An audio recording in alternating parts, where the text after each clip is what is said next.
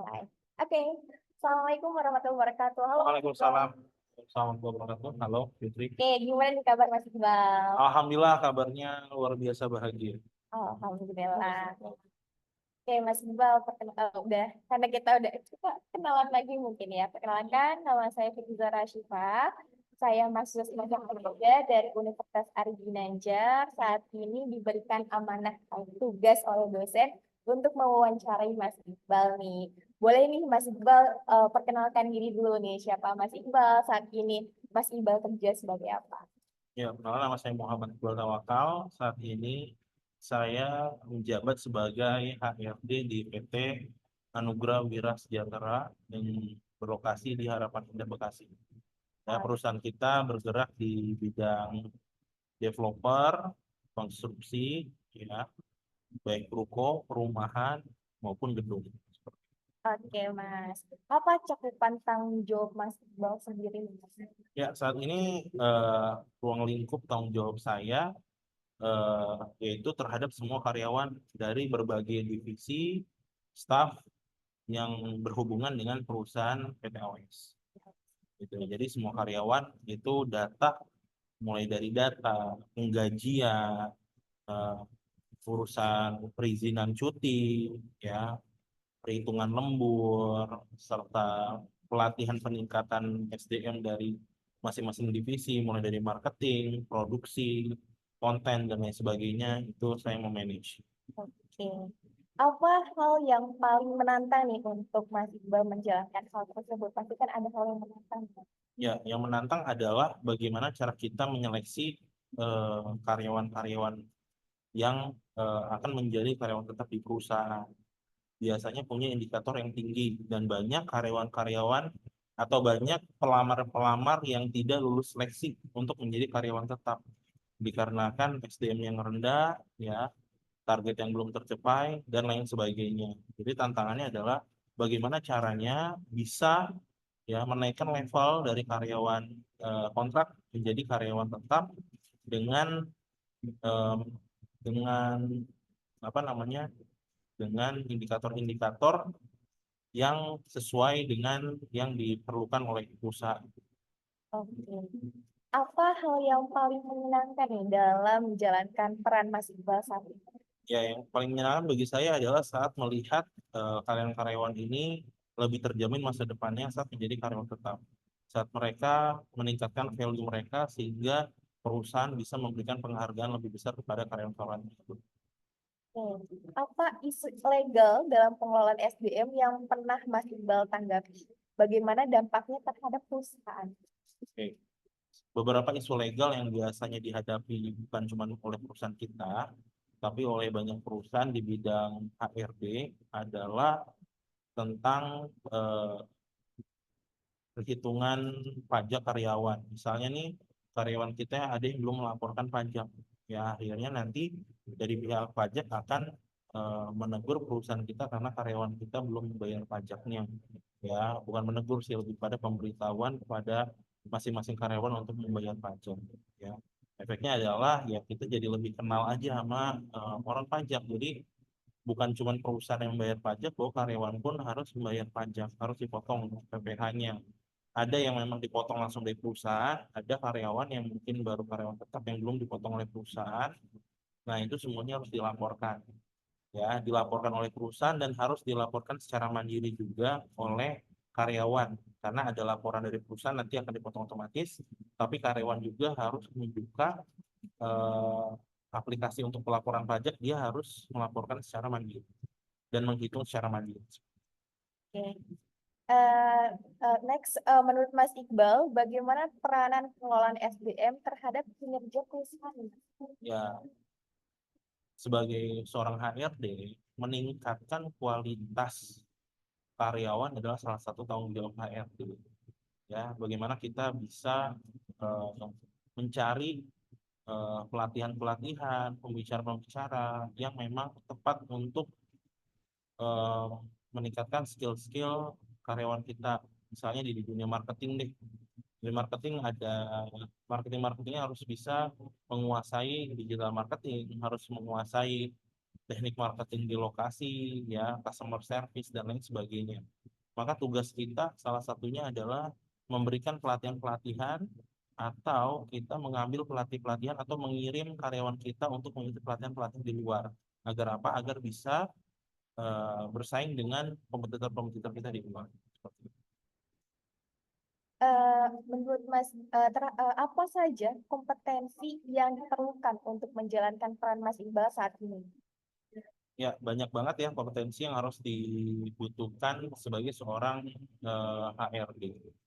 HRD itu sebenarnya tugas utamanya adalah bukan memanajemen perusahaan, tapi mengelola sumber daya manusianya. Jadi kita harus, paling penting nomor satu memang ilmu manajemen itu penting banget. Bagaimana memanage atau mengatur sesuatu yang belum teratur. Contoh misalnya ada karyawan dengan berbagai latar belakang, ya, dengan berbagai kemampuan, bagaimana cara kita menempatkan karyawan right man in the right place in the right time. Itu penting banget ilmu manajemen itu. Yang kedua, kita harus mengerti ilmu psikologi juga, ilmu psikologi dasar dan lain sebagainya agar kita bisa memahami karakter-karakter dan bagaimana cara kita mengelola atau memimpin atau memberikan insight kepada manajer yang berkaitan dengan karyawan kita tentang bagaimana cara memimpin timnya. Itu ilmu psikologi, ya. Jadi selain ilmu manajemen, ilmu psikologi, cara mengetahui orang sangat penting. Yang ketiga adalah ilmu public speaking. Karena kita ini akan berhubungan dengan banyak orang sekali, banyak orang, jadi ilmu public speaking adalah salah satu ilmu yang dibutuhkan. Ya karena apa? Karena dalam ilmu public speaking, kita harus mampu memberi pengaruh bukan pada satu orang, tapi pada banyak orang. Kita akan diminta untuk lebih banyak ngobrol di depan banyak orang. Jadi ilmu public speaking adalah ilmu ketiga yang penting, ya. Jadi ilmu manajemen, ya, ilmu psikologi dan ilmu public speaking. Oke, apa masukan Mas Iqbal nih untuk Fitri pribadi untuk mempersiapkan diri sebagai profesional di bidang manajemen? Ya, yang paling penting untuk menjadi seorang HRD selain tadi tiga ilmu yang saya sampaikan adalah kita harus proven, harus memang sudah terbukti mampu mengelola. Jadi buat teman-teman mahasiswa, ya, sudah mulai ikut organisasi, ya, ikut event-event atau banyakin jadwal magang, ya, di berbagai perusahaan. Karena tanpa pengalaman, tanpa teman-teman pernah magang, teman-teman nggak bakalan tahu bagaimana cara memulai SDM. Dengan teman-teman magang di perusahaan-perusahaan tersebut, tanpa dibayar, teman-teman jadi punya ilmunya. Karena apa? Nggak mungkin teman-teman langsung dipilih menjadi seorang HRD.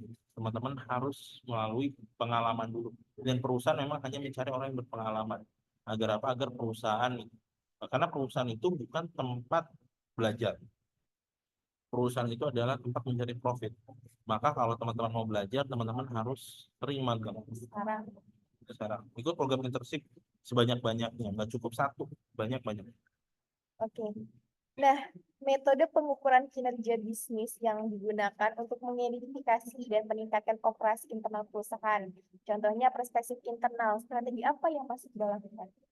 Ya, dari perspektif internal adalah kita harus memastikan bahwa tadi yang saya sebutkan, right man in the right place in the right time.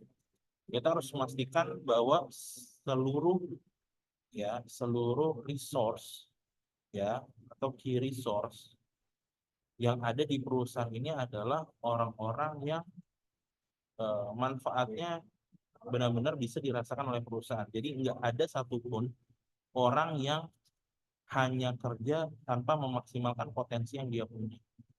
Kita ambil contoh misalnya kita punya karyawan office boy. Office boy ini punya kemampuan sebesar apa? Kita harus memaksimalkan. Jangan sampai kita sebagai HRD tidak bisa memaksimalkan satu orang. Ya, jadi satu orang itu punya tanggung jawab yang maksimal yang harus dioptimalkan oleh HRD. Ya. Nah, jika setiap karyawan itu right man in the right place in the right time, ya, maka nanti eh, dari sisi internal, maka kita telah memaksimalkan semua potensi yang ada. Seperti itu. Jadi nggak ada gaji atau nggak ada orang yang salah tempat, salah waktu. Seperti itu. Oke, yang kedua dari perspektif SDM, bagaimana kompetensi dan tata kelola yang Mas lakukan? Ya, sebagai SDM kita harus melihat perkembangan zaman. Jadi sesuai dengan kebutuhannya. Zaman dahulu tata kelolanya adalah biasanya masuk kantor, ya kan? Kantornya di mana dan lain sebagainya. Zaman sekarang orang bisa absensi, misalnya contoh ngomongin ngelola SDM, bisa absensi sesuai dengan tempat yang kita tetapkan. Kita pakai aplikasi, jadi mereka bisa bisa mengurus cuti atau mengurus tambahan lembur dan lain sebagainya, semuanya lewat aplikasi. Gitu.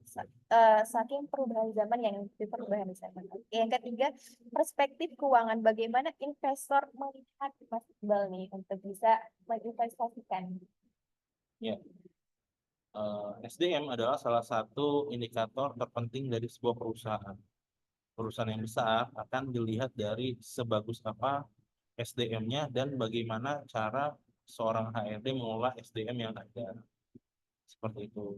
Maka dari perspektif keuangan, ya, perusahaan yang memiliki SDM yang solid, yang berkualitas, maka akan mengundang banyak investor.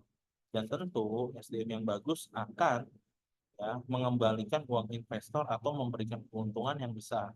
Seperti itu. Jadi indikatornya memang sangat besar sekali. Bagaimana cara investor melihat eh, perusahaan itu dilihat dari SDM atau dari apa namanya HRD ini. Oke, perspektif konsumen. Bagaimana konsumen bisa melihat Anda agar bisa tertarik?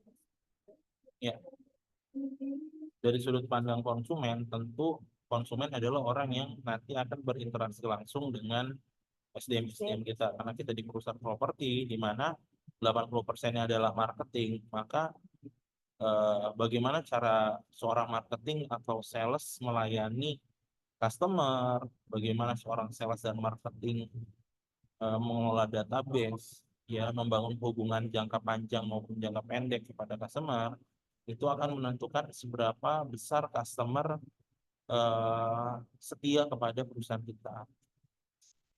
Oke, Mas. Jadi untuk refleksi dari personal kita itu sendiri, kita jadi banyak banget insight tentang HRD gitu kan. Yang pertama, dari kita manajemen harus kita punya ilmu tentang manajemen, ilmu psikologi, public speaking-nya itu sangat dibutuhkan banget dalam proses kita mengerjakan dari SDM. Dan yang kedua, kita itu harus punya pengalaman-pengalaman yang dimana pengalaman misalnya dari masa sekolah gitu kan, masa-masa kuliah, kita itu harus banyak bisa magang, banyak organisasi yang dimana itu adalah tempat kita belajar. Ketika nanti kita sudah mempunyai perusahaan sendiri, itu adalah tempat kita untuk bisa mencari profit, bukan kita belajar lagi. Jadi kita itu harus memperbanyak belajar di usia-usia saat kita kuliah gitu, dari organisasi, magang, dan lain sebagainya. Itu terima kasih banyak Mas Ya, atas ilmu insight tentang sama. manajemen gitu kan, sumber daya manusia yang itu mungkin penting buat hidup pribadi dan kita praktekkan. Terima kasih banyak Oke, Mas. Mohon sama-sama. maaf ketika ada kesalahan dan keliruan. Wassalamualaikum warahmatullahi wabarakatuh. Waalaikumsalam.